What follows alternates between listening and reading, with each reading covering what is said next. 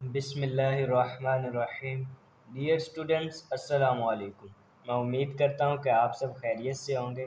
Dear students, आज का हमारा lecture purchase ledger control account से रिलेटेड है। आज के हम इस लेक्चर में अंडरस्टैंड करेंगे कि हमें किस तरह से एक क्रेडिटर्स कंट्रोल अकाउंट या फिर purchase ledger control account prepare करते हैं। Dear students, first of all हम कुछ रूल्स एंड रेगुलेशंस को अंडरस्टैंड करते हैं जिनको हम फॉलो करते हुए एक purchase ledger control account prepare करते हैं। डियर स्टूडेंट्स, जैसे कि आप सब जानते हैं कि लेजर अकाउंट्स की दो साइड्स होती हैं, एक लेफ़्ट साइड एक right side. Left side debit side कहलाती है, राइट साइड क्रेडिट साइड कहलाती है।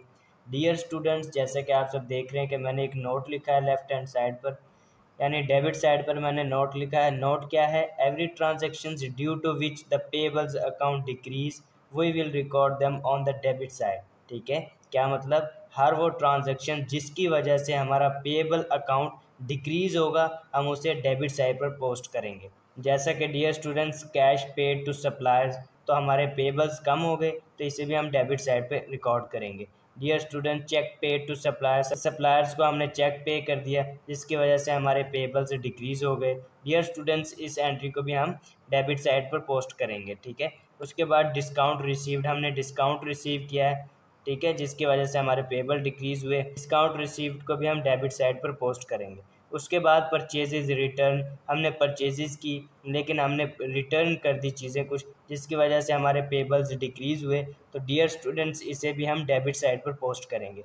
डियर स्टूडेंट्स, उसके बाद कॉन्ट्रा। डियर स्टूडेंट्स, कॉन्ट्रा का मतलब क्या है? रिसीवेबल्स के अगेंस्ट डिक्रीज होना पेबल्स का। फॉर एग्जांपल, हमने किसी सप्लायर से गुड्स परचेज़ किए हैं, ठीक है, उसी सप्लायर ने हमसे भी कुछ गुड्स परचेज़ कर लिए हैं, ठीक है। यानी डियर स्टूडेंट्स, यानी कि रिसीवेबल्स से पेबल्स का डिक्रीज होना, इस टाइप की एंट्री को हम क्या कहते हैं? Contra entry. Dear students, contra entry को परचेज लेजर कंट्रोल अकाउंट में हम डेबिट साइड पर पोस्ट करते हैं, ठीक है। डियर स्टूडेंट्स, उसके बाद क्लोजिंग बैलेंस। डियर स्टूडेंट्स, अगर हमें क्लोजिंग बैलेंस गिवन हो तो purchase ledger control account prepare करते दौरान हम उसे डेबिट साइड पर पोस्ट करेंगे, ठीक है।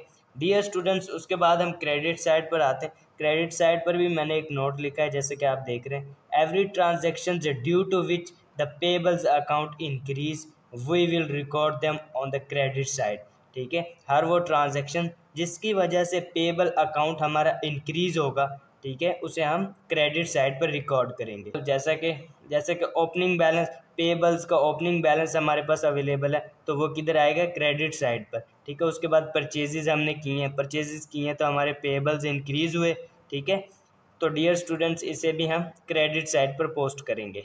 डियर स्टूडेंट्स, अब इन्हीं कॉन्सेप्ट्स को हम अपने माइंड में रखते हुए एक प्रैक्टिकली क्वेश्चन सॉल्व करते हैं। एक practically purchase ledger control account हम प्रिपेयर करते हैं with the help of following transactions. Dear students, first of all हम क्वेश्चंस को रीड आउट करते हैं। You are required to prepare a purchase ledger control account from the following information for the month of April. 1 April 2011 को purchase ledger balance available है, opening balance हमारे पास available है, ठीक है। उसके बाद सेकंड में परचेज डे बुक, यानी कितनी ड्यूरिंग द पीरियड हमने परचेजेस की, वो हमारे पास अवेलेबल है 6100।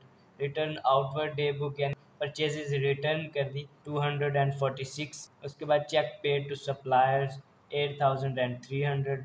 Discount received from the suppliers 749, ठीक है। उसके बाद 30 अप्रैल को परचेज लेजर बैलेंस वो हमने फाइंड करना है। परचेज लेजर कंट्रोल अकाउंट हम जब भी प्रिपेयर करेंगे, अगर हमें ओपनिंग बैलेंस गिवन होगा तो हम उसे किस तरफ रिकॉर्ड करेंगे? क्रेडिट साइड पर, ठीक है। यहाँ पर हम 1 अप्रैल 2011 को ओपनिंग बैलेंस जो कि हमें गिवन है 11,241, ठीक है, उसे हम क्रेडिट साइड पर रिकॉर्ड कर देंगे।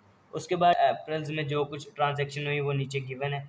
फर्स्ट क्या है? परचेज डे बुक, यानी ड्यूरिंग द मंथ हमने जितनी भी परचेजेस की वो यहाँ पे उन्होंने मेंशन की हुई है। परचेजेस डे बुक कितनी है? 6100।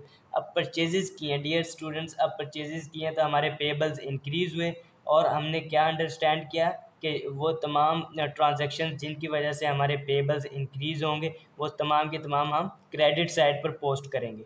तो हमारे पेबल्स यहाँ परचेजेस की वजह से इंक्रीज हुए, परचेजेस की ट्रांजैक्शंस को हम क्रेडिट साइड पर पोस्ट करेंगे, ठीक है, 6100 जो कि हमें गिवन है। डियर स्टूडेंट्स, उसके बाद रिटर्न आउटवर्ड डे बुक, यानी कि परचेजेस रिटर्न, हमने परचेजेस की लेकिन रिटर्न कर दी डियर स्टूडेंट्स, इस ट्रांजैक्शन से हमारे पेबल डिक्रीज़ हुए क्योंकि हमने परचेजेस की थी, रिटर्न कर दी तो हमारे पेबल्स डिक्रीज़ हुए। हमने जैसा कि अंडरस्टैंड किया कि वो तमाम ट्रांजैक्शंस जिनसे हमारे पेबल डिक्रीज़ होंगे वो तमाम डेबिट साइड पर हम रिकॉर्ड करेंगे। तो यहाँ पर हम रिटर्न आउटवर्ड को हम डेबिट साइड पर पोस्ट करेंगे, ठीक है, 246, ठीक है। डियर स्टूडेंट्स, उसके बाद चेक पेड टू सप्लायर, हमने चेक पेड किया सप्लायर को, तो इससे भी हमारे पेबल्स डिक्रीज़ हो गए, इसे भी हम डेबिट साइड पर पोस्ट कर देंगे, चेक पेड टू सप्लायर 8300, ठीक है। डियर स्टूडेंट्स, उसके बाद हमारे पास डिस्काउंट रिसीव्ड फ्रॉम सप्लायर्स के ट्रांजेक्शन अवेलेबल है।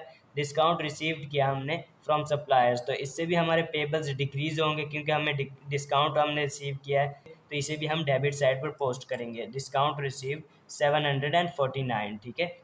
उसके बाद 30 डेट को परचेज लेजर बैलेंस जो कि हमें फाइंड करना है, जो कि हमें यहाँ पे मेंशन करना है। डियर स्टूडेंट्स, अब हम इन दोनों का टोटल कैलकुलेट करेंगे।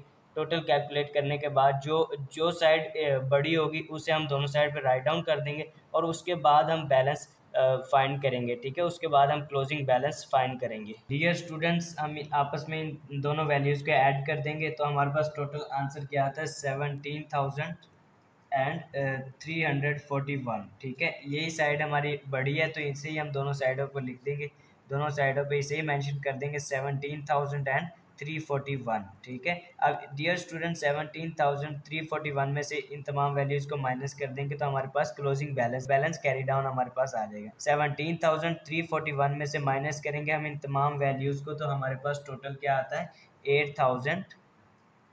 8,046, ठीक है।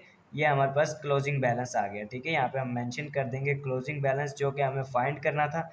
क्लोजिंग बैलेंस हमारा क्या आया, 8,046, ठीक। डियर स्टूडेंट्स, इस तरह से हम कुछ रूल्स एंड रेगुलेशंस को अपने माइंड में रखते हुए परचेज लेजर अकाउंट प्रिपेयर करते हैं। डियर स्टूडेंट्स, अगर आज के इस लेक्चर से रिलेटेड आपके माइंड में कोई भी क्वेश्चन हो तो आप कमेंट्स के थ्रू हमसे पूछ सकते हैं।